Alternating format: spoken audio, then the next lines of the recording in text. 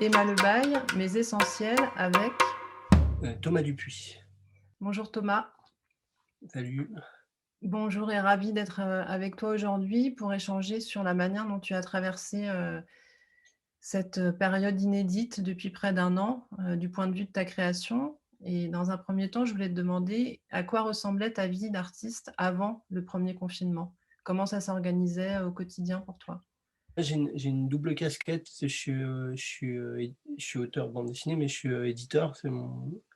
Heu, c'est mon métier, c'est avec ça que je gagne ma vie, quoi. Et donc je m'organise, toujours un peu en jonglant entre les 2. C'est, parfois un peu compliqué, parfois il y a un truc un peu de procrastination, c'est-à-dire que je sais que j'ai des pages à rendre, mais je vais trouver plus, agréable sur le moment de faire du travail administratif ou de répondre à un auteur, par exemple. Et hem et voilà, bon après ce que j'essaie de faire, c'est que comme je suis plus du matin, c'est de plutôt travailler sur la création le matin et sur tout ce qui est, moins créatif, l'après-midi, enfin, et hem et puis,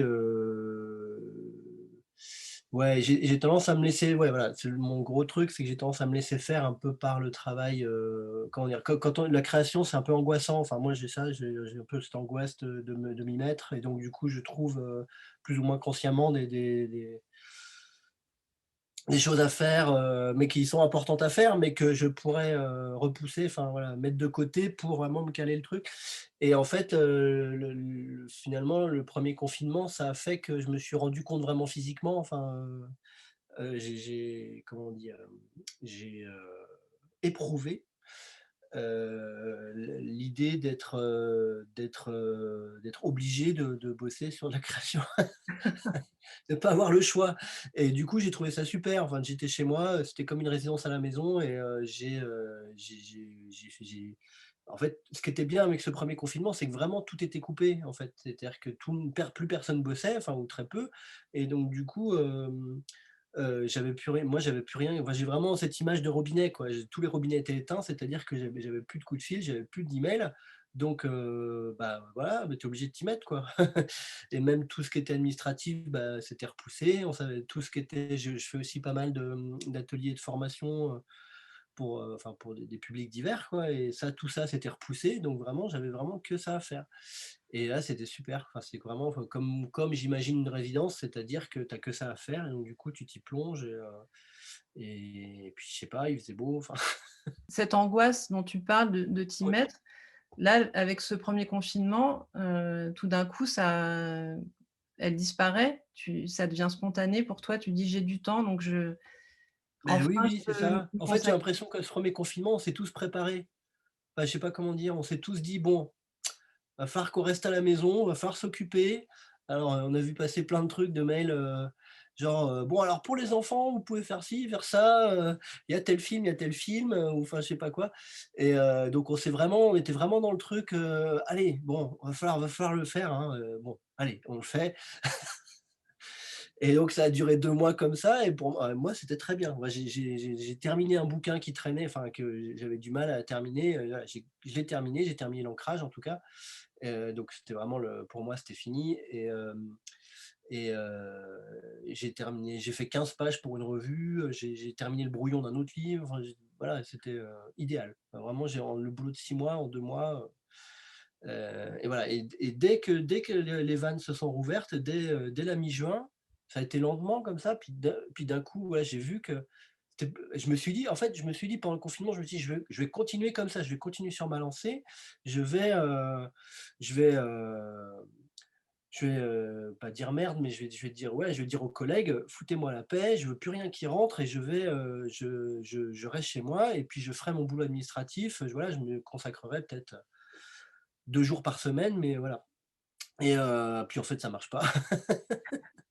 Ça marche pas parce Tu que, t'es fait rattraper par quoi du coup? Parce que bah, je sais pas, parce que j'ai pas de volonté, ou non, ou juste parce qu'il y a des urgences qui recommencent à rentrer, quoi.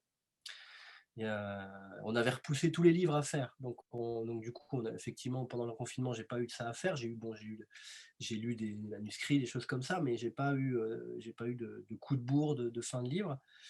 Et puis, ben, ça a recommencé dès mi-juin, quoi. On avait un bouquin à sortir en septembre, donc il fallait l'envoyer à l'imprimeur, il fallait tout ça. Et puis, ouais, puis même les mails qui reviennent, quoi, tout ce qui était effectivement formation, atelier, travaux de commande, ben, les gens ils se réveillent, ils disent: «Ah bah tiens, on avait ça en février, on l'a pas fait». Donc voilà, et donc voilà, c'était fini. Alors quand même depuis, j'essaye d'être un peu plus rigoureux, un peu plus discipliné, quand j'ai des pages à rendre, vraiment de rester chez moi et d'essayer de retrouver cette espèce d'état de grâce. Mais, mais j'ai une tendance naturelle à aller voir mes mails un peu tout le temps c'est c'est terrible, hein. Donc ça t'a en fait, si j'entends dans ce que tu décris, le confinement, ça t'a mis vraiment en face de ce dont tu as besoin toi pour, t'extraire, Ouais, et te plonger dans ta propre création, dans tes propres, ouais. bandes dessinées. Et par ailleurs, de voir à quel point tu es rattrapé par ton autre casquette d'éditeur qui est à la fois, on va dire ton économiquement ce qui te permet sans doute de créer aussi tes propres Mmh. projets. Cet équilibre-là, il est complètement, bouleversé lors du premier confinement, Mmh. rebouleversé, au déconfinement. Là, tu dis que ça tu essayes on va dire, de conserver certaines choses. Qu'est-ce que ça a touché vraiment pour toi, dans ta création, le fait d'avoir réussi à faire avancer les choses? Comment tu t'es senti, et comment tu te sens depuis? Comme dès septembre-octobre, on a parlé d'un second confinement, je me suis dit: «Ah! Ah! Chouette!» Je dis pas trop fort parce que tout le monde a l'air de dire: «Oh!» mais et puis en fait, c'était pas du tout pareil, hein. Alors, déjà parce que la situation, alors je pense que j'ai bénéficié aussi en mars, c'est là que je me suis rendu compte qu'il y avait peut-être aussi un moment, c'est-à-dire que ça arrivait au bon moment et que pour le deuxième, déjà j'étais sur, comme tout avait été repoussé, j'étais là sur l'édition du livre que j'avais terminé en juin et j'étais plus dans un truc de coup de bourre et puis c'était beaucoup plus pénible parce que je devais faire la couverture, finir les couleurs. Enfin, j'étais pas tout seul à faire les couleurs, mais et du coup, j'avais fallu que je devais jongler, ce que j'ai pas fait, ce qui était pas le cas pour le premier cas, mais pour le premier confinement. Je devais jongler avec les avis de mes collègues. La couverture, bon, les couvertures, c'est toujours un peu, long à faire parce qu'il faut qu'on trouve la bonne façon la bonne int enfin pour nous la couverture, c'est l'interface entre l'auteur et le lecteur. Donc il faut trouver le truc qui circule le mieux, enfin il y a quelque chose à trouver, quoi, et c'est très, très long souvent et là ça a été particulièrement long, j'ai trouvé, et ouais, j'ai vraiment très pas bien vécu et en plus finalement ce deuxième confinement tout ne s'est pas arrêté comme le premier.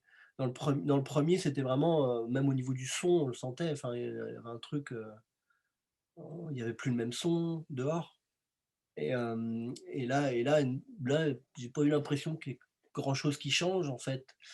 Heu, donc C'est important pour toi l'ambiance sonore? ouais, oui, oui, oui, je pense parce que finalement je me rends compte que ça m'arrive mes parents ont une petite baraque à la mer et du coup, ça m'arrive d'y aller quand bon, souvent c'est pour me reposer, mais ça m'arrive d'y aller pour passer une semaine ou 2 pour, faire des choses et rien que le fait que c'est au bord de la mer, qu'il y a beaucoup moins de son, que c'est plus tranquille, que je suis coupé d'internet de fait,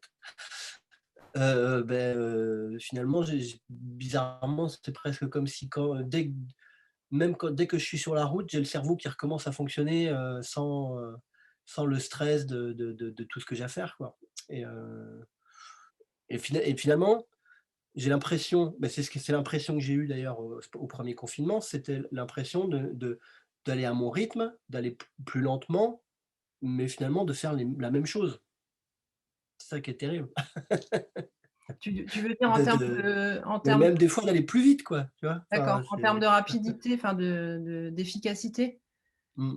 Si tu regardes, un peu globalement là toutes ces périodes successives, est-ce que tu penses que ça a influencé, le contenu de ton travail, de ta création ou pas et de quelle manière? En regardant rétrospectivement le livre que j'ai fini en juin, ouais, que j'ai fini pendant le confinement, je pense que non, parce que c'était déjà calé, et ouais, j'avais déjà un brouillon, tout ça, donc non, à moins que peut-être que mon trait est plus tranquille, j'en sais rien. Non, c'est après j'ai fait pendant le confinement, j'ai fait des pages pour une revue, j'ai fait 15 pages pour une revue et puis j'ai fait des pages pour des fanzines aussi où assez campagnard en fait, il y a aucune voiture, c'est d'autant plus silencieux qu'il y a la revue pour laquelle j'ai fait des pages, c'est une revue de bande dessinée muette, donc du coup, il y avait pas de son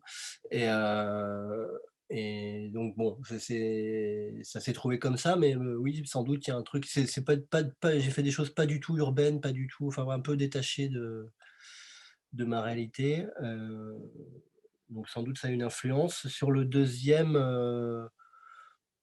ça a plus eu une influence sur mon humeur,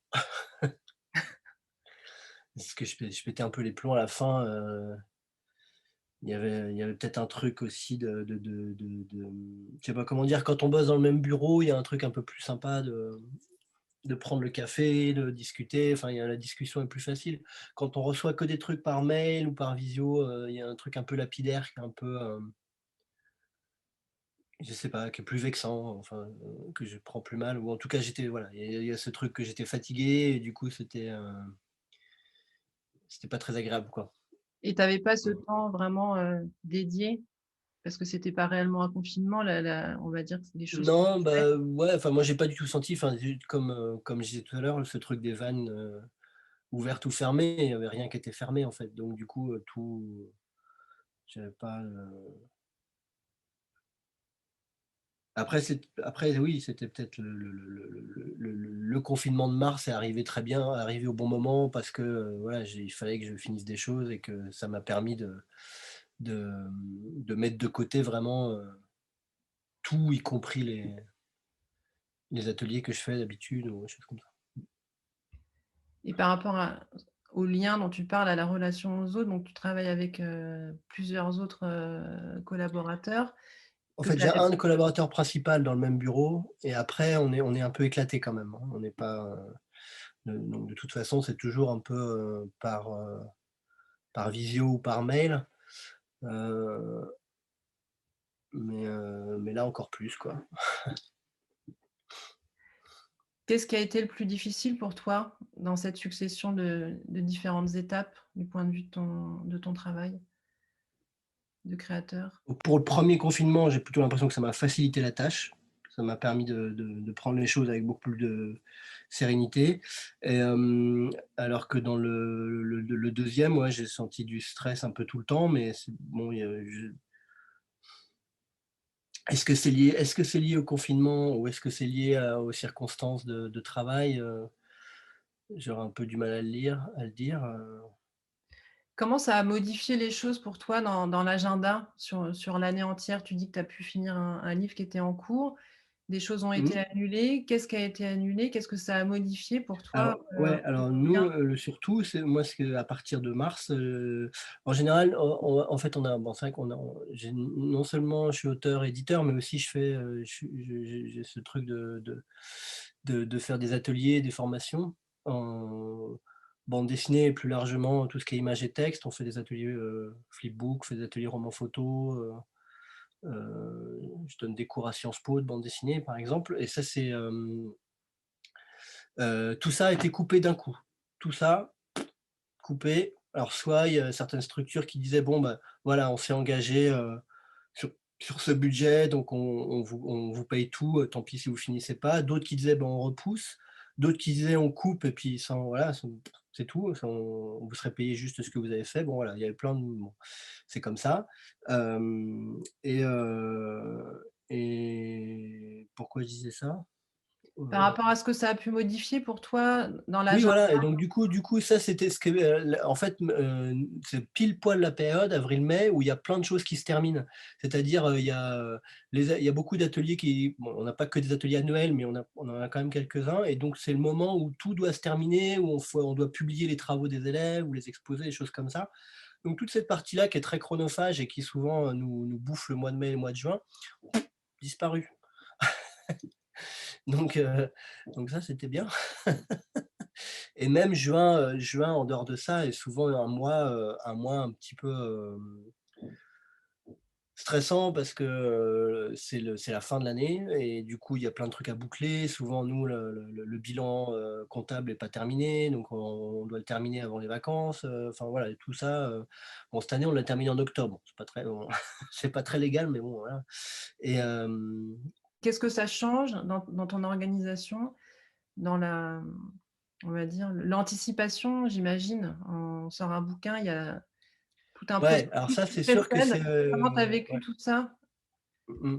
Ça, c'est sûr que c'est un gros problème, mais en fait, nous, ce qu'on a surtout vécu, c'est fin 2020, c'est toute l'annulation. En fait, 2020, septembre 2020 enfin, septembre à janvier, en général, c'est notre grosse période de festival.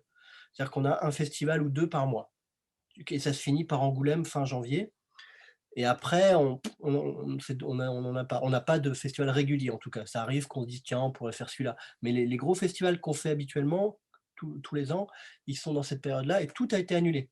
Il y en a qui ont tenu jusqu'au bout, jusqu'à 2 semaines avant en disant: «Non, non, on va pas annuler, on attend» et puis en fait non, finalement ils ont dû annuler et bon, presque en tout cas pour Angoulême, moi c'était un peu un soulagement parce que c'est quand même un gros machin, on y passe, 1 mois en tout quoi. On passe 2 semaines avant à bosser et 2 semaines après à récupérer, enfin donc c'était, alors en même temps, c'est vrai que c'est un festival important parce que, presque si on n'y est pas, on n'a pas l'impression d'exister en tant qu'éditeur, et en même temps, c'est un gros machin, très, très, fatigant et bon, je pense que ça a été beaucoup plus dur pour eux, pour les festivals, ce truc-là, en fait, de pas savoir jusqu'au dernier moment s'ils pouvaient ou pouvaient pas faire et puis du coup de finalement annuler. Hem, mais nous, par exemple, bah, ouais, on avait 10 bouquins, on fait une dizaine de livres par an. On en avait prévu 10 sur 2020, on en a sorti que 3. On s'est rabattu un petit peu pour faire rentrer, de l'argent. On a fait des coffrets qu'on n'avait jamais fait avant. Enfin si, on en a fait une fois, mais voilà, c'est pas un truc qu'on fait d'habituel. Là, on a fait 2 coffrets qui ont regroupé des bouquins qui ont été publiés avant, qu'on avait en stock et ça nous a permis d'avoir un peu d'argent et voilà, ça a créé ça en tout cas. Ça a créé cette possibilité que maintenant on se dit: «Ah tiens, on pourrait peut-être le refaire plus souvent». C'est pas mal finalement, parce que tu as plein de bouquins en stock, puis tu sais plus trop quoi en faire et tu fais un coffret, hop, Donc ça heu, ça a sollicité, enfin en tout cas ça a permis une autre manière de rebondir, d'avoir ouais, ouais, ouais, d'autres ouais, ouais, idées. bah, ça rend inventif, hein, des fois aussi et bon après ce que bon, le fait d'avoir poussé bon, c'est sûr que, dans l'édition, on est comment dire? C'est 2 rythmes quoi. Quand tu es auteur, tu as envie d'avoir du temps pour créer et et l'édition, une fois que le bouquin est fait, tu as des délais, il y a quand même des dates de sortie, même si nous, souvent on les respecte pas trop, on décale toujours de 15 jours, 1 mois, on est toujours un peu charrette.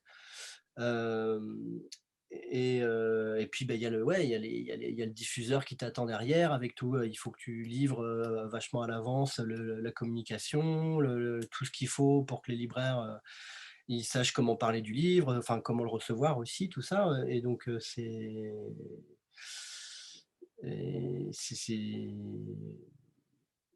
donc 10 livres par an, si tu veux, ça fait un livre par mois. C'est-à-dire que nous il y a 2 mois, nous, dans l'année, notre diffuseur, il travaille pas, enfin pas c'est pas qu'il travaille pas, c'est que notre diffuseur ne fait pas de sortie,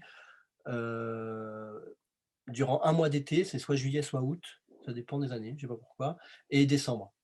C'est-à-dire que toutes les sorties pour Noël se font en novembre. Donc en fait, on fait un bouquin par mois. Donc en fait, tous les mois, on a soit une sortie de bouquin, soit la com à faire sur un bouquin à venir, soit le travail, graphique sur un autre bouquin entre les 2. Enfin voilà, tu vois?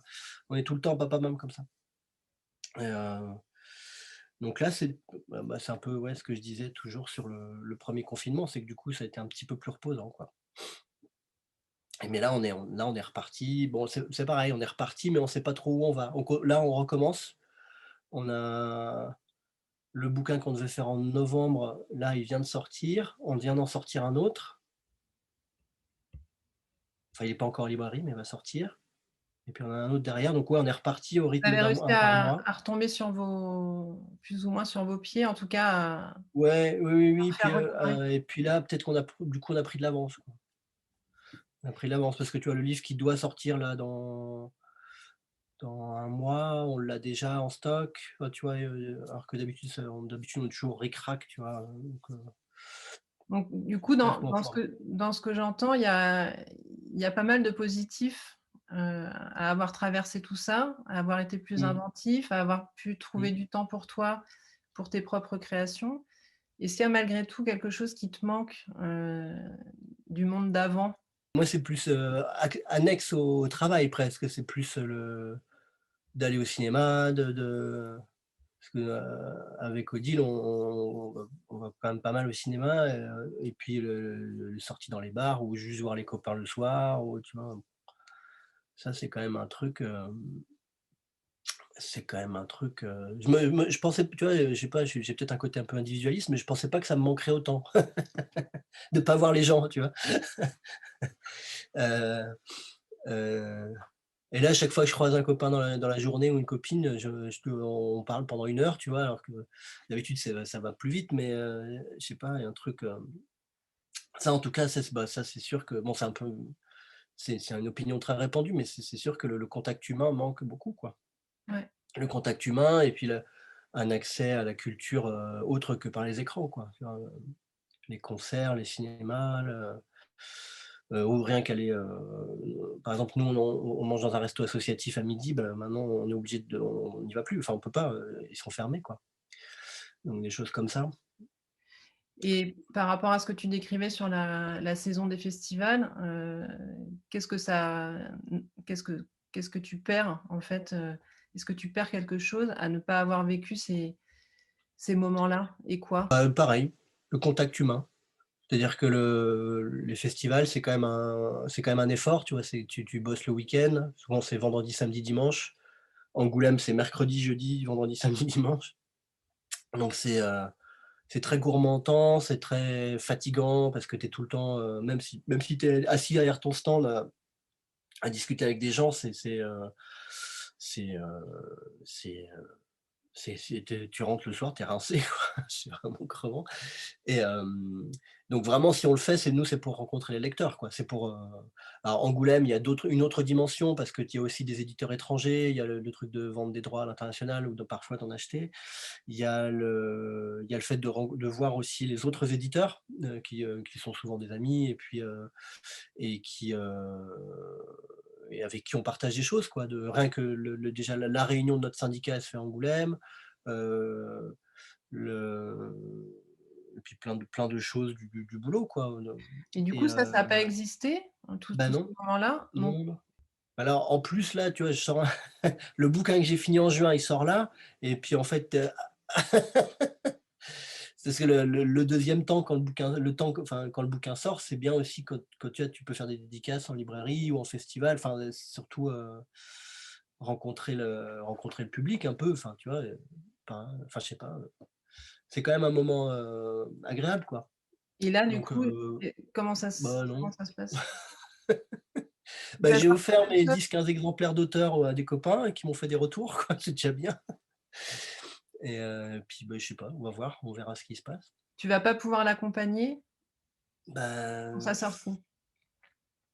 là, je pense pas. On a un festival qui a été repoussé de novembre, qui devait avoir lieu en février et finalement il est repoussé à re-novembre et puis on va peut-être avoir Angoulême fin juin, mais je sais pas dans quelles conditions ni on a très peu d'informations, en fait.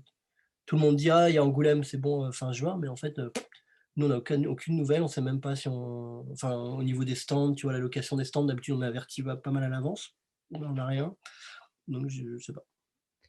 Et là par rapport à la sortie de ton livre, comment tu te sens, toi, vraiment, dans cette possibilité que tu puisses pas l'accompagner? Bah, c'est sûr que c'est chouette quand tu en particulier quand tu as un bouquin qui sort à Angoulême, c'est quand même vachement chouette parce que, c'est là qu'il y a le plus de monde, c'est là que tu as des lecteurs qui viennent de toute la France et puis du coup, tu as des gens qui sont un peu enfin, pas forcément passionnés, mais des gens qui suivent ton travail et du coup, qui sont contents de trouver ton livre quand tu sors un bouquin et du coup, c'est toujours agréable de rencontrer, ces gens-là, puis, bah, les autres aussi, hein, mais donc ouais, c'est sûr que mais après, c'est ce que je te disais, l'effort que demande Angoulême me manque pas trop. C'est-à-dire que j'ai en fait, depuis que je fais ce boulot, j'ai jamais fait un festival. Si, ça m'est arrivé une ou 2 fois quand même, mais j'ai très rarement fait un festival juste en tant qu'auteur. C'est-à-dire que tu arrives, tu as un horaire, 10, 12, 14, 16, hop, et tu signes et puis, tu discutes et puis paf, quoi. C'est à chaque fois, on y va en tant qu'éditeur, donc faut préparer le stand, faut faire les cartons, ou demander au district qu'il le fasse, enfin, tu vois? Organiser la venue des auteurs, et cetera. Donc c'est toujours crevant, quoi. Voilà. Et qu'est-ce que Donc tu j'espère, hein, peut-être que j'aurai des invitations, je sais pas, peut-être que des libraires vont m'inviter, j'en sais rien. ouais. Mais tu sais là, en fait, en l'état, tu en sais rien, donc c'est particulier. Ouais, Ça t'est jamais arrivé de non, pas savoir? Non? non, non, jamais. Jamais, et puis en plus, on est tout le temps en train je sais pas, c'est bizarre là depuis j'ai l'impression que peut-être depuis le dernier confinement, je sais pas, ou depuis janvier, on est tout le on entend tout le temps des rumeurs comme quoi il va y avoir un nouveau confinement. Alors moi j'espère, non, non, mais, on sait pas, c'est un peu, flou. Alors finalement les librairies peuvent rouvrir, mais enfin, c'est pas c'est plus ça qui est un peu, c'est pas fatigant, mais c'est un peu, anxiogène, ouais, le truc de jamais savoir comment tu vas être mangé le lendemain, le truc, heu Bah, ça fait une transition avec, ce que je voulais te demander sur comment tu peux te projeter, toi, mmh, auteur de bande dessinée, éditeur, dans la suite, dans cet horizon très flou. opaque, en tout cas Ouais. très flou. Comment tu vis tout ça, au quotidien?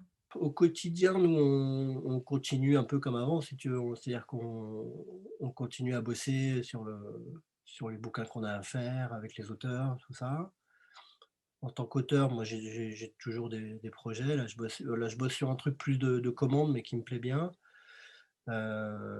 J'ai des ouais, ouais, je sais pas si je me projette trop, en fait. Je suis vachement dans l'action, en fait. Donc tu vois, ça fait 3 mois que je bosse sur un truc avec un artiste, là. Je fais une BD sur son travail et du coup, ça m'a pris, ça m'a ouais, j'étais un peu focalisé là-dessus et donc là, je suis en train de terminer ce travail-là. Après, j'en ai un autre qui commence, qui va se terminer, en juin et après j'ai l'autre livre dont j'avais fait le brouillon en mars, que j'avais terminé le brouillon en mars, qu'il faut que je continue, en même temps. Heu, donc ouais, je suis un peu dans l'action, du coup, pour l'instant, tu vois, j'ai du travail. Enfin, tu vois, c'est plus ça. Je me pose pas la question de: «Ah, je risque de pas avoir de travail» ou «Ça risque de s'arrêter» ou quoi. Pour le moment, tout continue, en fait. Pour conclure, je te propose un petit cadeau virtuel, d'une Ah, baguette magique, qui contient un vœu que tu peux faire là aujourd'hui pour toi concernant ton univers, créatif. Qu'est-ce que ce serait? un vœu, j'ai une baguette magique et faut que je Pour rêver un peu à la suite. je sais pas, partir sur une île, même une île pas loin, hein, mais couper des moyens de communication.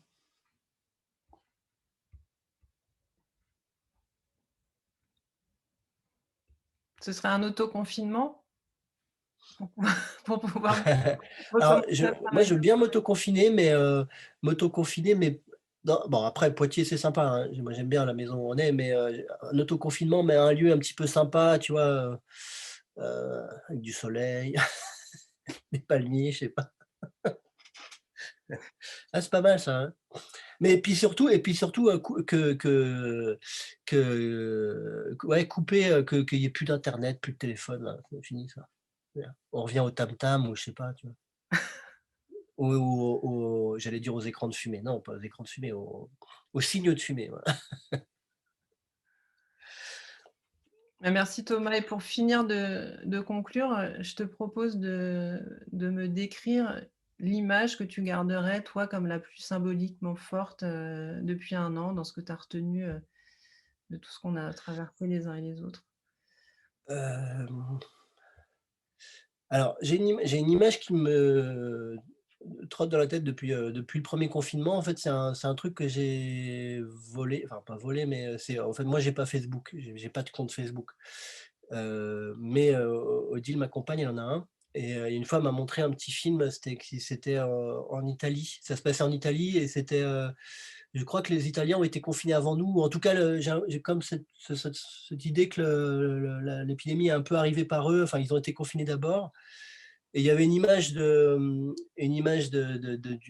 comment c'était filmé? C'était filmé depuis un balcon et c'était, on voyait une cour intérieure d'un immeuble et puis des gens en train de chanter et de jouer de la musique depuis les balcons. Alors une musique italienne très, très rythmée avec des tambourins comme ça et le mec qui chantait comme ça et tout et les gens qui l'accompagnaient autour et heu et heu et donc c'était un truc, comment dire, pour signifier le confinement, voilà, on est enfermés chez nous, mais on continue à être joyeux et à créer et peut-être même que je sais pas, moi c'est l'idée que j'ai eue en voyant ce petit film qui était pas je sais pas s'il y avait des commentaires ou quoi, ou s'il était je sais pas, ou s'il y avait un titre ou quoi, mais juste cette image-là, je me suis dit: «Tiens, peut-être même que ça crée du collectif, d'une certaine façon», tu vois? Peut-être même que ces gens, ils se parlaient pas avant, dans leur immeuble, ils se croisaient comme ça et puis là, le fait qu'il y ait un confinement, du coup, ça crée quelque chose en commun, qu'ils ont en commun et que du coup, ça peut créer ce truc de jouer de la musique ensemble, heu,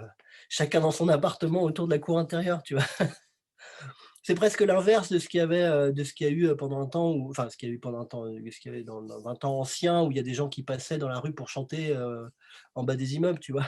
C'est là, c'est les gens, ils sont en haut, c'est eux qui chantent. Je sais pas. Enfin, je sais pas, c'est une image que j'aimerais bien revoir d'ailleurs, mais finalement Facebook a pas vraiment beaucoup de mémoire, je crois. Alors on verra, ce que je te propose, c'est qu'on se retrouve, dans 1 an pour continuer à Mmh. échanger et voir où on en sera, où tu en seras, dans tout ce qui est un petit peu, encore incertain là, qui manque de visibilité et voir comment les choses continuent à avancer. Tu derrière ce sera tout changé là, les les vitres seront pétées, ça sera brûlé, je sais pas. Mmh. C'est dans ta prochaine BD? Ah moi j'ai fait pas mal, j'ai fait quelques BD sur la fin du monde, ouais. J'en ai fait plusieurs. Bah, je te propose qu'on se retrouve dans 1 an. Je te remercie beaucoup Thomas. Pas de problème, merci à toi.